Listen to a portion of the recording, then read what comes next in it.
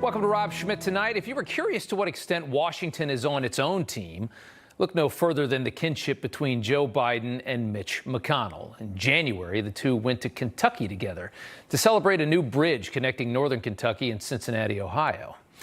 It was seen as a great moment of bipartisanship after the successful passing of a $1 trillion alleged infrastructure bill, a bill where less than $200 million went toward actual infrastructure. The bill was another win for the D.C. swamp, more of your money enriching the D.C. bubble with some scraps thrown back to the Americans who actually paid for it. McConnell and Joe Biden were on the same team that day, and they have been for decades. And it was quite evident yesterday when McConnell told the New York Times that after everything that we have seen, an impeachment inquiry into Joe Biden was a bad idea. After all the evidence, after all the lies that Biden has told, bank wires, money laundering, shadow accounts to conceal millions of dollars from the Chinese, millions from the Russians. McConnell told the Times, I said 2 years ago when we had not one but two impeachments, that once we go down the path, it incentivizes the other side to do the same thing. Impeachment ought to be rare. This is not good for the country. That's a real statement from the Republican Majority Leader in the Senate. Ignoring the full weight of the moment, ignoring the fact that impeachment is absolutely necessary when you find out your president has taken millions from the most dangerous countries in the world. As Americans increasingly view Washington's uniparty with disdain, and rightly so, here is how Mitch McConnell is now received in his own state. We're up against the folks who gave you record high inflation. We're up against folks who closed schools and then told you that teachers' unions know what's best for your kids. We're up against folks who'd rather let repeat offenders walk free than get tough on crime. I'm glad Governor Beshear finally decided to come to Fancy Farm. It's been the first Saturday in August. Quite a moment there. By McConnell's logic, though, Republicans should just get over the fact that Trump was impeached for asking legitimate questions about the Biden bribery scandal, which his own DOJ was covering up while trying to oust him from power. Republicans just need to get over the fact that the sitting president has been paid millions by the Chinese and by the Russians, and allow him to continue wrecking this country and probably get reelected in 2024. That's the McConnell path. You can see why Trump, despite so many missteps, is so incredibly popular with the voters. A Republican with a spine is just so hard to find. Today, the House Oversight Committee laid out their latest findings after subpoenas went out to 6 different banks. It is another $20 million to Joe Biden and his family from Ukraine, Kazakhstan, and Russia. Yes, we can finally confirm the real Russian asset is Joe Biden. In February 2014, halfway through his second term as vice president, Biden and his family received $3.5 million from Russian billionaire oligarch Yelena Baturina, the wife of Moscow's former mayor, a couple heavily tethered to Vladimir Putin. Baturina's husband ran Moscow, Russia's capital city. The $3.5 million went to Rosemont Seneca Thornton, a shell company belonging to Hunter and Devon Archer. The wires are now indisputable proof of Devon Archer's testimony. And 1 year later, Yelena Baturina was invited to dinner with Biden at Cafe Milano in Washington, D.C. Her investment was just beginning to pay off. A dinner with the vice president of the United States for a Russian oligarch. Now, we're not sure what else Baturina got for her $3.5 million, but we do know that early in the Biden presidency, after Putin invaded Ukraine a couple years ago, Baturina was mysteriously left off of a sanction list of Russian oligarchs. The rest were on there. She was not. And that, my friends, is solid evidence of a bribe and a favor done for the Russians by the sitting president of the United States, who talked about Russia nonstop for years while Donald Trump was in office, working for the benefit of an oligarch connected to the government of one of America's greatest adversaries while president of the United States. The White House scrambling today, claiming there's no evidence linking any of this to Joe Biden. Of course they're going to say that. And over at the Washington Post, Philip Bump, one of the more embarrassing Biden cheerleaders, but there are many, asked, "Where's the bribe?" in a tweet. Where is this bribe? Speaking directly to James Comer. Well, Phil, it's right in front of you.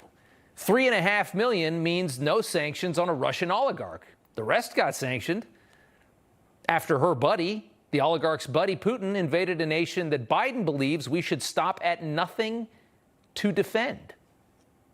The hypocrisy.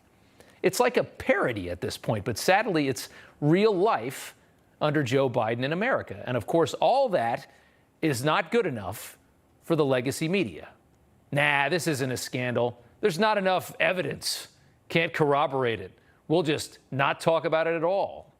And guess what? It'll never be enough evidence. House Oversight Committee Chairman James Comer is following the money, and he joins me now. Sir, it's good to have you back on. I want to show you this. In a statement to Newsmax today, the White House counsel's office specifically went after you, writing in part, House Republicans on the Oversight Committee released another memo full of years-old news, innuendo, and misdirection, but notably missing yet again is any connection to President Biden. Comer hypes up self-proclaimed bombshell findings about President Biden and time after time fails to provide any actual evidence. Today's release is yet another flop. That's Ian Sams at the White House. Your response to that? Well, I could have done without that picture. He's not the most flattering person I've ever seen. But at the end of the day, Ian Sams is a clown.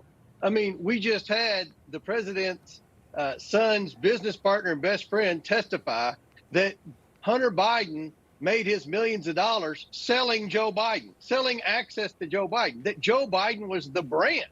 He admitted that they didn't do anything like a normal business. They didn't provide any service. They didn't sell anything. What they did was sold access to the federal government. They peddled Joe Biden's butt to our adversaries around the world and took millions and millions of dollars. And for someone getting paid with our tax dollars, like Ian Sams, to stand up and say that though they haven't proven Joe Biden did anything wrong, I mean, how much more evidence do they need? Yeah. I'll tell you this, Rob.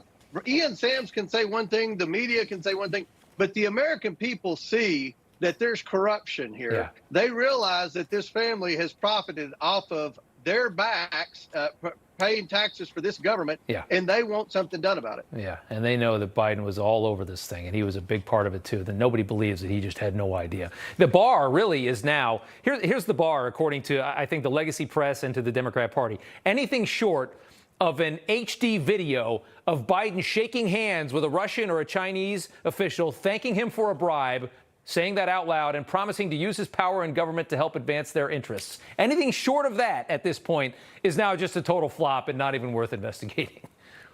Yeah, well, why are they blocking us from more bank record, Rob? If the president's done nothing wrong, then they should allow us to see their personal bank record. I mean, you've seen the emails that showed that Hunter Biden was complaining to his daughter that he had to give half of his income to his father. Right. That's pretty damning evident. Yeah. When his income 100% came from our adversaries around the world for influence peddling, for violating the Foreign Agents Registration Act. And his dad, now we know, was on the phone call with all 20 of these people that sent the Biden family these millions of dollars. So Joe Biden has been implicated. And if there's nothing to hide, then they should be transparent with us with their financial records and stop obstructing and intimidating our witnesses and blocking us from more bank records. Yeah, what 50-year-old man doesn't have to give half his income to his dad? I thought that was fairly normal stuff, right? And it wasn't just the Russians. The millions that you guys have confirmed now, this 20 million, the new 20 million, from Ukrainians confirmed by bank records as well, from Burisma, obviously. And then you have Kazakhstan, an oligarch in Kazakhstan wiring Hunter Biden 140 grand so he can buy a 911. Which is a sweet car, all part of a deal with Burisma in that country. And your work has been humiliating the fake, state media fact checkers we have out there like Glenn Kessler. His October 2020 article on the Cafe Milano meeting wrote that officials who worked for Biden told the fact checker that no such meeting took place. In the new article updated last week, Kessler acknowledged Biden did in fact go to that meeting, but insisted there was less to the story than one might imagine. I mean... Shameful.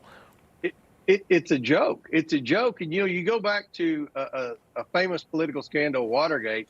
The congressional investigators didn't find anything out about Watergate. It was the media. Yeah. You had a media that was hungry, that was actually trying to dig and determine whether or not there was corruption. And we have a media that's not only not digging, they're defending the indefensible when every American sees through this. But yet the Washington Post, the New York Times, and the mainstream media continue to try to act like, oh, there's nothing to see here, even though Joe Biden lied about meeting these people, lied about talking to these people, lied about money going to his family while he's vice president. There's nothing to see here when we know darn well there's a lot that we've already seen.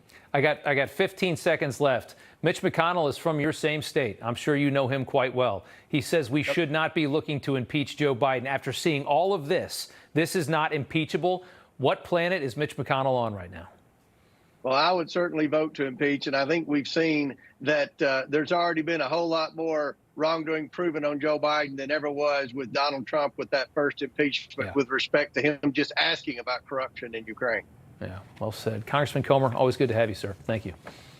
Thank you.